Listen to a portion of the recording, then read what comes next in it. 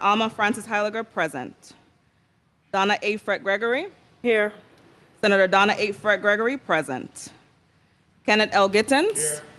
Senator Kenneth L. Gittens, present. Javon E. James Sr. Here.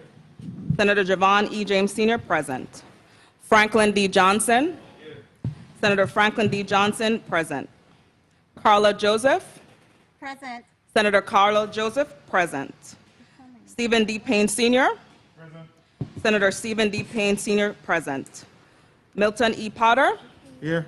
Senator Milton E. Potter, present. Janelle K. Saru.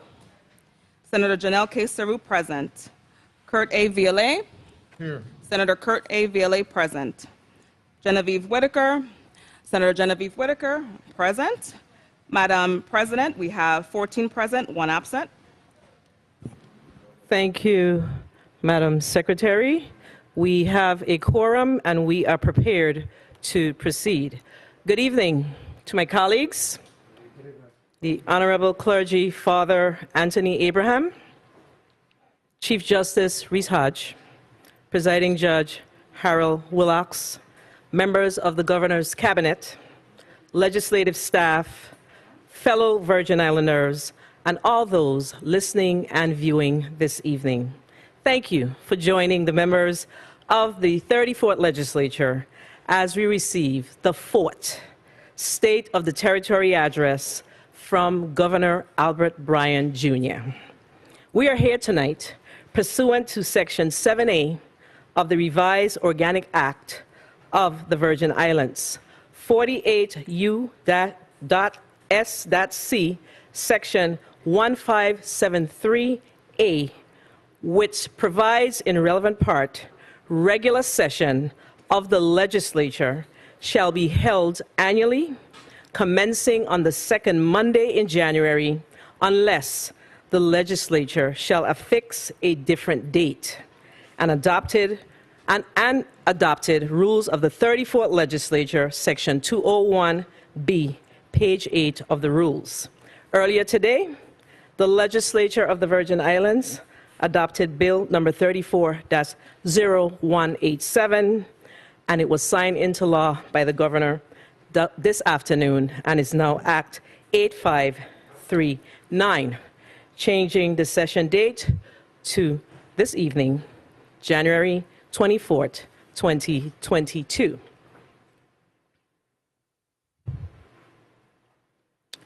Are we ready? Senator Carrion, please mark him as present. So all senators are present.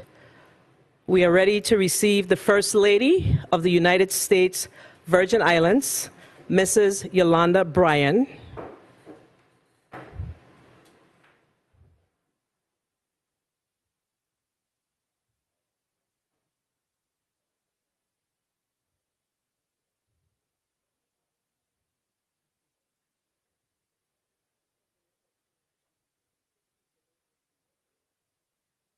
Pardon us, the First Lady is delayed by 2 minutes.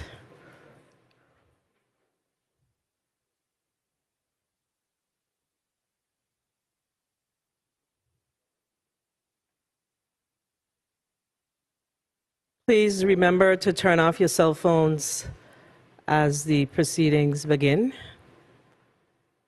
Normally I would take a recess, but this is not a recess opportunity. We will wait for the First Lady to arrive.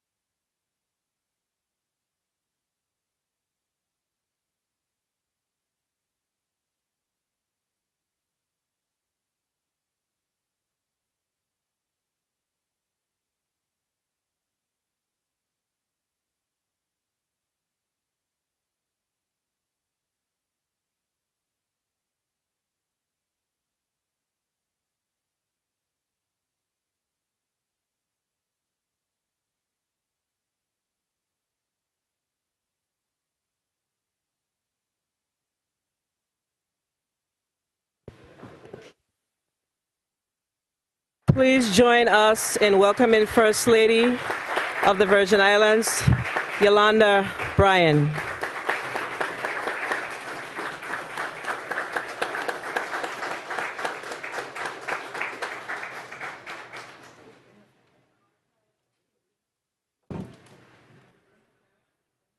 Please be seated. Please only rise when you are asked to rise, please. Thank you.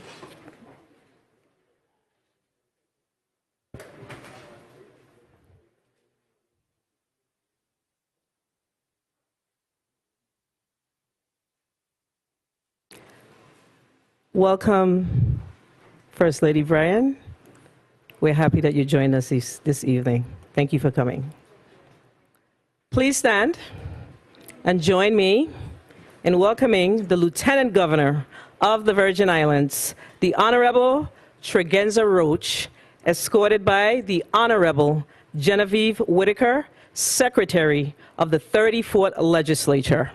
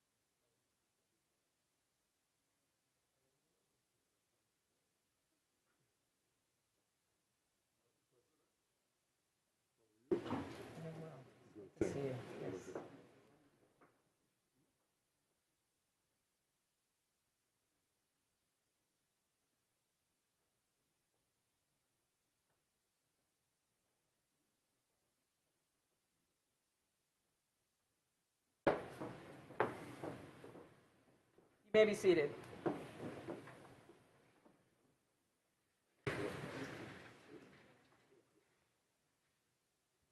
Good evening to the Honorable Lieutenant Governor Tregenza Roach. Thank you for joining us. Thank you.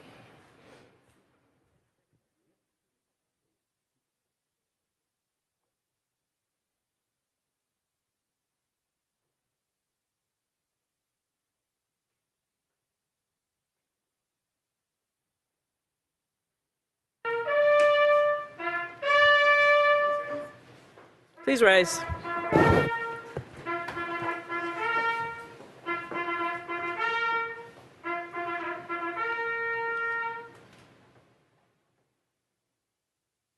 Madam President, the Honorable Governor of the United States Virgin Islands, Albert Ryan Jr.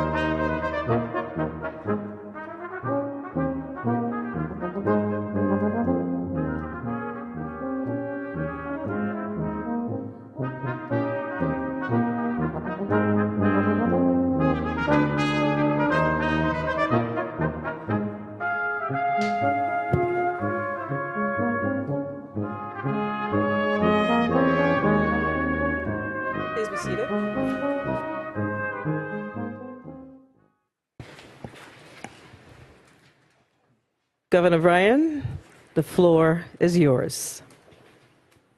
I am so excited to be here tonight with you.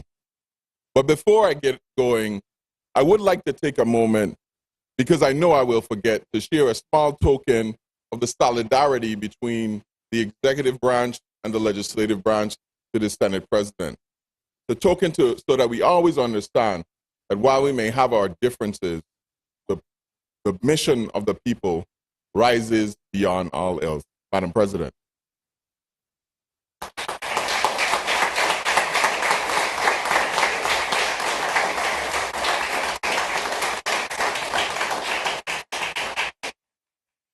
Reverend Father Anthony Abraham, Lieutenant Governor Figenza Roach, Esquire, Senate President Donna Fred Gregory, and members of the 34th Legislature, Chief Justice of the Supreme Court of the Virgin Islands, the Honorable Reese S. Hodge, Presiding Judge Harold W. L. Willocks of the Superior Court of the Virgin Islands, members of my cabinet, staff, and other agency heads, my First Lady, my wife, First Lady Yolanda Bryan, invited guests, and my fellow Virgin Islanders. Good evening. I am honored to stand before you for the fourth time as Governor of the Virgin Islands of the United States to report on the state of the territory as mandated in the revised Organic Act of 1954. I thank this body for graciously accepting my request to reschedule the delivery of this address from its original date of January 10th, as we made the necessary adjustments to safeguard for the public's health. Now, when I appeared before the Senate to present our very first State of the Territory on January 28, 2019, we were still reeling from the impact of Hurricanes Irma and Maria. Our focus was the recovery from these twin disasters and stabilizing the finances of the government. Since then, we have experienced the additional trauma of a deadly global pandemic, and the largest private employer in the Virgin Islands closed its door for the second time in less than a decade. Most recently, we have been challenged by the rapid inflation in local prices brought about by the pandemic, supply chain disruptions, lack of housing, and many, many other factors. However, Senators, I trust you have been reminded, as I have, that our people are remarkably resilient. And as a community, we have pushed ourselves to do better, to achieve more, and to overcome our limitations. And the results are becoming evident. We are not only surviving, we are thriving.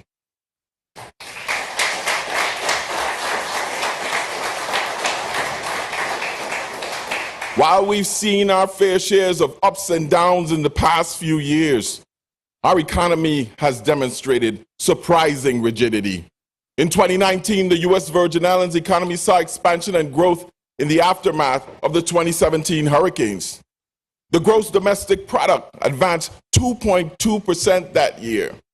Total employment over the year had grown by 6%. Our housing industry was strong as the number of sales territory-wide grew by 31%, and the median sales price of the average home rose by 10%. The territory drew 2.1 million visitors and was on pace for even more in 2020. Then came the COVID-19 pandemic. Describing 2020 as a disruptive year for the U.S. Virgin Islands economy would be a gross understatement.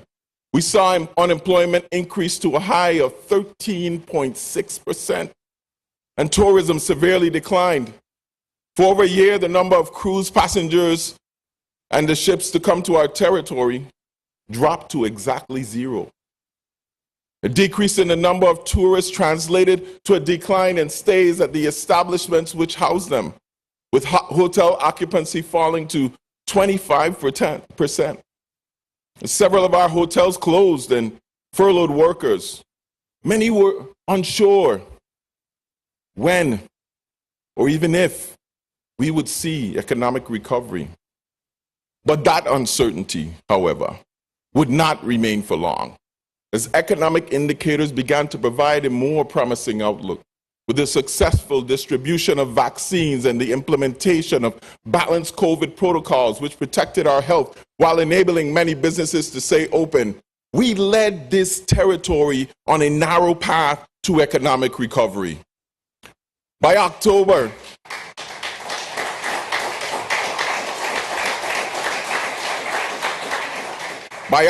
2021, the economy had already regained almost 95% of the jobs lost during the pandemic. And the unemployment rate fell to 8%, a full 5.6 points from the initial hike. Visitor volume recovered nearly 80% from its low in 2020. And we started to draw regional and national attention as to how well we were doing despite COVID. We can proudly report that our efforts to keep America's Caribbean open and protect the livelihoods of those of us who depend on the hospitality industry have been very successful. Throughout the pandemic, the U.S. Virgin Islands continued to win accolades for its visitor experience as a travel destination. We made Bloomberg's Business Week's prestigious list of the top places in the world to visit in 2022. Caribbean Journal, a preeminent tourism media house, recently named the USVI the most innovative destination of the year, thanks to the ingenuity of our travel screening portal, which processed more than 1 million applications just this year alone. As of November 2021, passenger air arrivals had more than doubled compared to the same period in 2020. Last year also, we saw the return of cruise passengers. After the CDC's no-sail order stopped cruise ship traffic from March 2020 to June 2021. To facilitate the return of the cruise industry, we executed individual agreements with cruise lines to ensure that the vast majority of crew and the passengers were vaccinated and tested prior to getting to our territory. The Caribbean Journal has also named the U.S. Virgin Islands the yachting destination of the year, which speaks to the successful transformation of our marine sector. The charter yacht sector has blossomed and become a significant component of our tourism industry. Once again, we are on top. Such recognition also underscores the growth and potential of the Blue Economy initiative that we have been pursuing. Our hotel sector is also showing strong signs of recovery from the effects of the 2017 hurricanes and the impacts of the pandemic. According to reports from STR, a leader on hospitality data reporting, we have consistently led the Caribbean in average daily rate throughout the pandemic. In 2020, our occupancy rate was 46%, and the average daily rate was $295. By 2021, our occupancy rate grew to 70%, and the average daily rate to $495. Despite the necessary change to their service models to comply with safety protocols, local restaurateurs were happy to report that their businesses were booming. The most loyal of customers found that they needed reservations all of a sudden, days in advance. I know that these impressive numbers, they're just not happenstance. It took tremendous planning and hard work of our tourism team. And I would like to thank Commissioner Bushelta and his entire team down at Tourism for their hard work.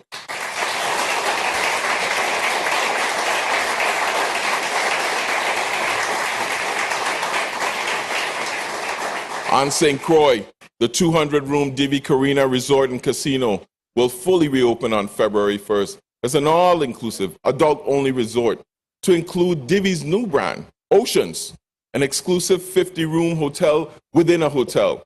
The Buccaneer Hotel has become a Wyndham property, adding another worldwide respected brand to the Big Island.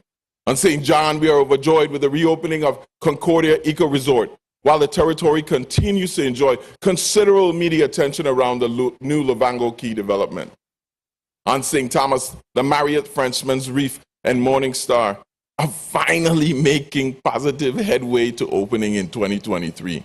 Our Airbnb business grew 100% in 2020. Then it grew an additional 200% in 2021, providing much needed rooms in both districts.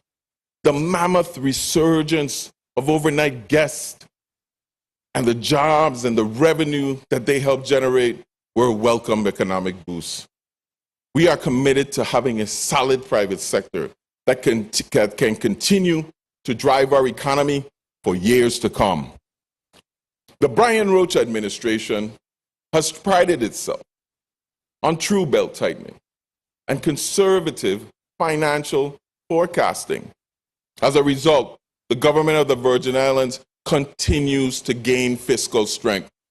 Total tax revenues remain steady in fiscal year 2021 when compared to fiscal year 2020 at exactly $839 million. That is 10% greater than fiscal year 2019 and more than 30% greater than the revenues collected in fiscal year 2018.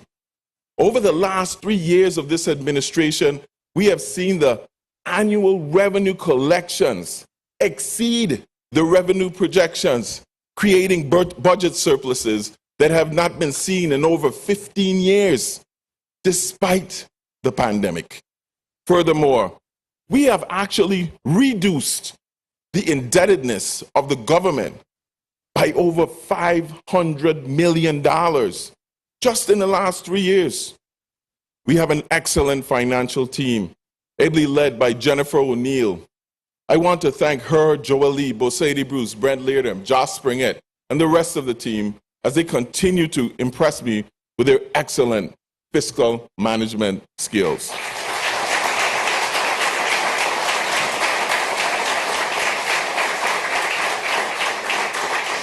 We have projected several factors that we believe will provide sustainability to our revenue picture over the coming year. Chief amongst these is the continuous and steady expenditure of disaster recovery funds, as many capital projects are completing the planning process and moving to construction.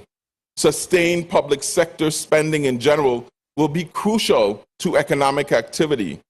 Last year, the Department of Property and Procurement executed 630 contracts, totaling $482 million, resulting in a 200% increase in executed contracts year over year. Now, as impressive as this sounds, this increase is going to keep growing and growing over the next several years as we expend the influx of hurricane and pandemic recovery funding.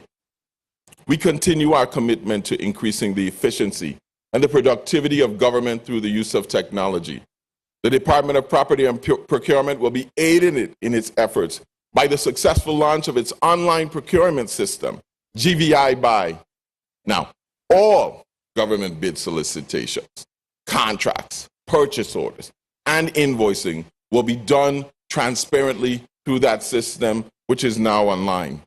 No longer will vendors be in the dark about the status of their invoices and when they can expect to be paid. Thank you, Commissioner Anthony Thomas and your team for your hard work.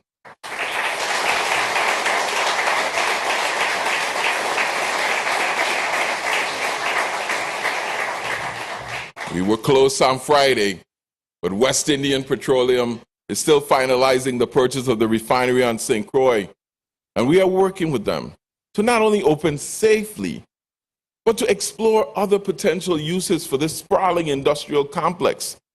We are anticipating greater and greater economic certainty as we recover from the pandemic-related reduction in business activity and the related decrease in leisure spending. Our tourism market is also expected to continue to roar back and to remain robust over the next year or two as we add more cruise calls, flights, hotel rooms, and marine vessels to our product. Last year, we settled a federal court case which held excise taxes in abeyance for over 3 years. The collection of these taxes, which did not play a role in our administration's prior budget submission, has now been factored into our revenue projections, bolstering the financial position of the government once again. In addition to all these economic factors, the territory is the recipient of sufficient federal funds to buttress the pandemic-related revenue losses and expenditures, not for 1 year, not for 2 years, not for 3 years, but for 4 years. There is much work to be done as we continue to improve the quality of life for all Virgin Islanders. But together, we got this. As I stand here tonight, I am happy to report that the state of the territory is stronger than ever and only getting stronger.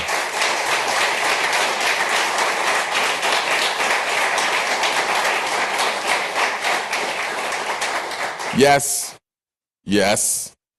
we have challenges, but for the first time in a very, very long time, we have the plans in place to address our challenges, and perhaps most importantly, the resources in order to implement those plans. We all know that the road here hasn't been easy. Daily, I'm faced with residents suffering in one way or another, having a hard time through 3 major disasters in less than 5 years. But when I addressed this body last year, people said that I spoke too much about COVID. But there was no way of knowing then that the worst impacts of this global pandemic was still yet to come. The Delta variant caught governments throughout the nation and worldwide completely off guard. Its lethality would wield COVID's most deadly blow to date. Now the Omicron variant is surprising the world again with its contagiousness. It has been a challenging time for members of our community. You're living with the constant fear and anxiety that is due to this virus.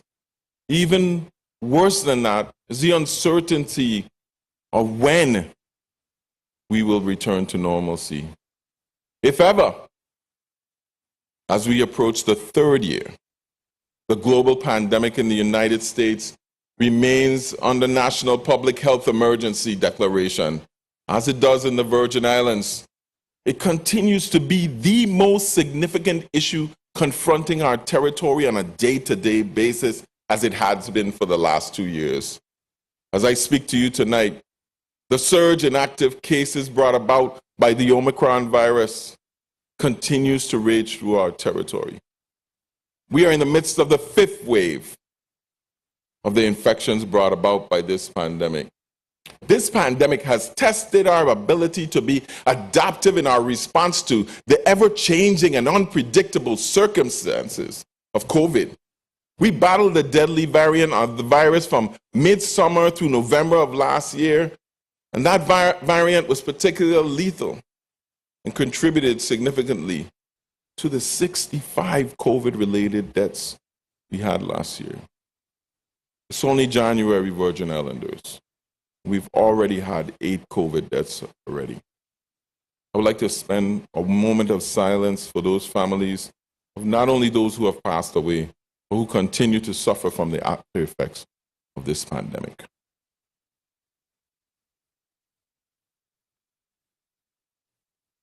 Now, just as we thought we had beaten back COVID and felt confident enough to begin relaxing emergency restrictions, then came the news of the Omicron variant. The highly contagious nature of this variant has led to a record number of infections in the territory. The rapid onset of this surge has created tremendous strain on our emergency rooms and our urgent care clinics. While we may all want to be done with COVID, COVID is certainly not done with us. The biggest weapon in our battle to withstand the COVID-19 pandemic last year was the availability of vaccines. We were the first jurisdiction in the nation to make them widely available to everyone. The easy access to free vaccination protected thousands of Virgin Islanders from the worst health effect of the COVID virus. The numbers don't lie. Yes, we have experienced breakthrough cases, which fully vaccinated individuals have ended up getting the virus. However, of the Virgin Islands that have unfortunately passed away due to complications from this virus, only 2 were fully vaccinated. We do not believe that this is a coincidence. We have verified locally through our own observation what the medical professionals and the scientists have been telling us. Virgin Islanders who have taken the vaccine have been less likely to become seriously ill, less likely to require hospitalization, and less likely to die as a result of the COVID infection. It is this evidence that drives us to strongly encourage Virgin Islanders to get vaccinated as our primary tool to combat the COVID virus. Now, as of January 1, 54,175 Virgin Islanders have been fully vaccinated. According to the 2020 census data, that is approximately 62% of our total population. There is no question that the incentives that we had this summer worked. Perhaps of greater significance, more than 88.5% of the population over the age of 65, the most vulnerable among us, have been vaccinated in the Virgin Islands against the virus. We have not yet achieved our target for local herd immunity. However, the vaccines have helped us achieve our mission not to overwhelm our limited healthcare capacity. As a community, we have done relatively well in mitigating the health impacts of this pandemic. And when I walk through the community on a daily basis throughout the territory, individuals often come up to me and commend me for the management of the pandemic. I graciously accept their commendations and remind them that we are only managing this crisis as well as we are because of the tireless effort and dedication of the many COVID warriors who have done the heavy lifting to keep us all safe. We owe a tremendous debt of gratitude to the nurses, physicians, respiratory therapists, and other medical and support personnel at our hospitals and private clinics. We are equally grateful to the COVID task force that has strictly enforced the public health orders. We must not forget the unsung heroes in the public health laboratories and the epidemiologists who have been on the top of this virus from day one. The members of the National Guard have filled in where needed. From our beaches to doing passenger screening on the airport. We have dedicated, hardworking employees in the Department of Human Services, the Department of Finance, the Department of Labor, Office of Management and Budget, BIR, Bureau of Internal Revenue, that have made sure that the economic aid to the territory is made available to our residents in a timely fashion. And we owe a tremendous appreciation to our residents who adhere to the safety protocols that kept us all safe.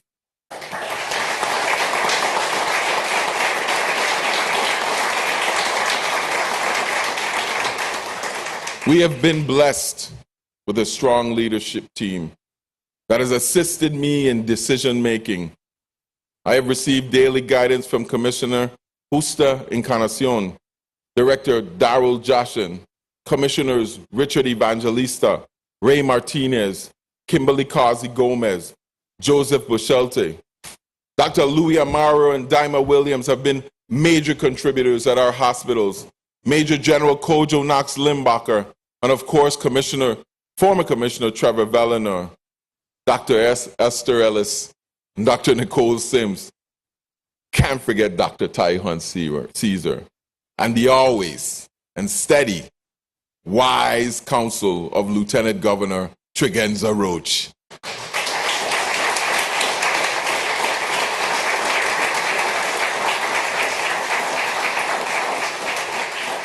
This has been an active part of some of the most challenging decisions, literally on matters of life and death on a daily basis. Please join me in recognizing our public servants and our unsung heroes who have helped us make it this far and are bolster to our community in our progress against the pandemic. Thank you. Thank you. Thank you.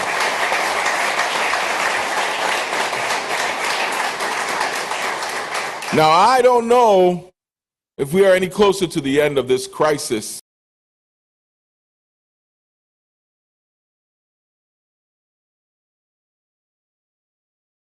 the theories of how the pandemic ultimately does anyone truly know. But what I do know is that Virgin Islanders are some of the most resilient people you can find on planet Earth. And we will weather this storm, just as we have weathered every other storm before it.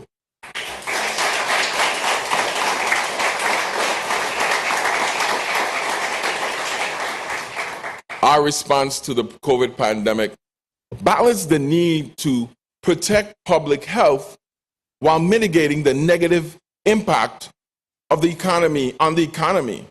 We have always understood that it was paramount to protect people's lives as well as their livelihoods. Delegate Stacey Plaskett, Terry Helenese, and our Washington team and I have made sure that Congress and the Biden administration recognize the economic hardships imposed by the pandemic and the resulting public health response here in the Virgin Islands. The federal government has made an unprecedented commitment of resources to aid individuals, businesses, and the local government, on top of the recovery measures for the catastrophes of hurricanes of 2017. When you look at the economic impact, the Bureau of Internal Revenue paid $147 million in economic impact payments, better known to you as STIMI checks. And that's in 2021 alone, with a total of over 98,000 checks issued. That's more checks than we have people. The BIR also paid more than $19 million in advanced child tax credits, to 8,634 households with minor Virgin Islands children. The Department of Labor paid out over $104 million in unemployment insurance claim. It warmed our hearts to hear from citizens about being able to improve their quality of life after being laid off, seniors being able to afford their medication, college graduates being able to start paying down on their school loans, and fathers being able to open a saving account for their families. Our children didn't go hungry. As a matter of fact, I was out at BCB this morning with Miss Bastian and Mr. Bartlett in the kitchen and all the other people there working. Food smelled good at 9 a.m. Working to keep our children fed. Checks are coming. We ain't forgot you.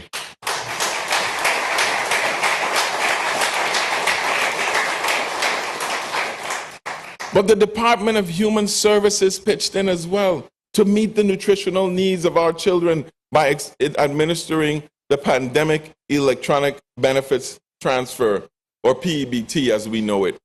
Through this program, children receive temporary emergency nutrition benefits. The department paid out almost $13 million in PEBT payments to children in the 2021 school year, and approximately $3.4 million to children that were enrolled in regular childcare. Another $6.75 million to children over the summer. That is over $23 million in food benefits distributed to families in need. This is on top of the $55 million in food stamps that they distribute annually. They need an applause for that.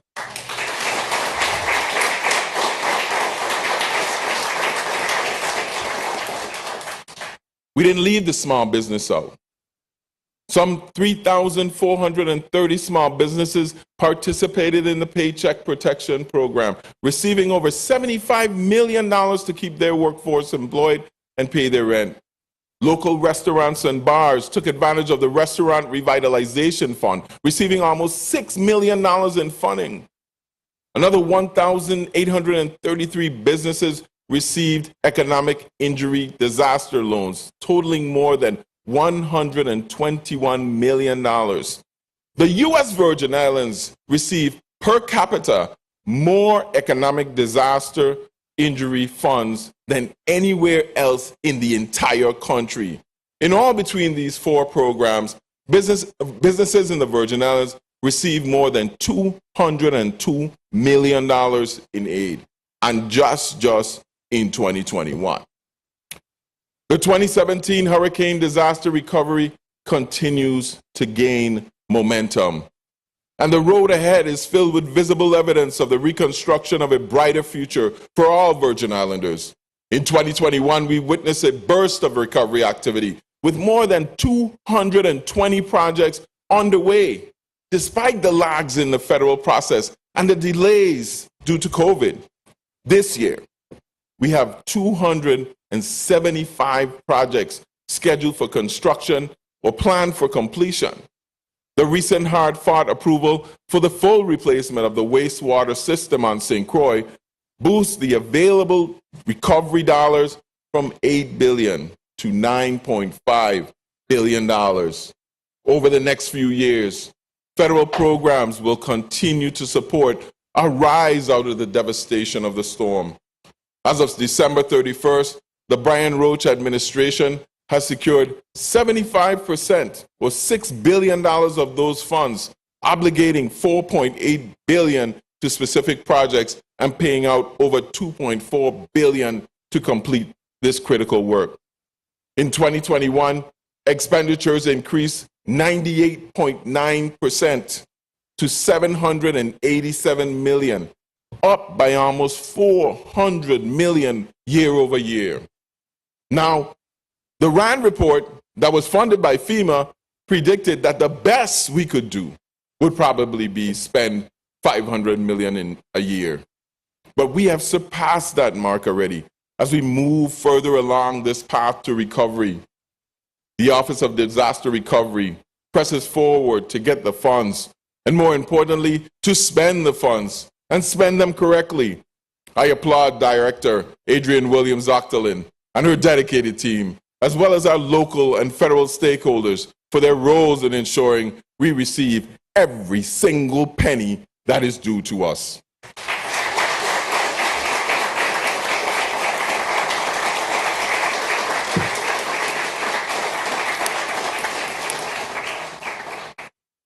See, there's one thing that I consider as non-negotiable as I serve as your governor. And you know it too. It is always to be honest in what we can and what we cannot achieve. I pride myself in our ability to deliver on the commitments Lieutenant Governor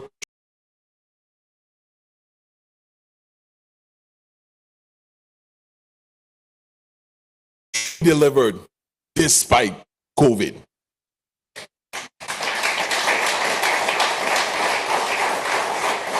We prioritize the things you told us were important. The stability of government is paramount to the stability of our people. With the strengthening economy and the significant availability of federal funds, my administration has made a concerted effort to invest not only in our people, but in our infrastructure and certainly our future. The enormous unfunded liability facing our public employee pension system is perhaps the most significant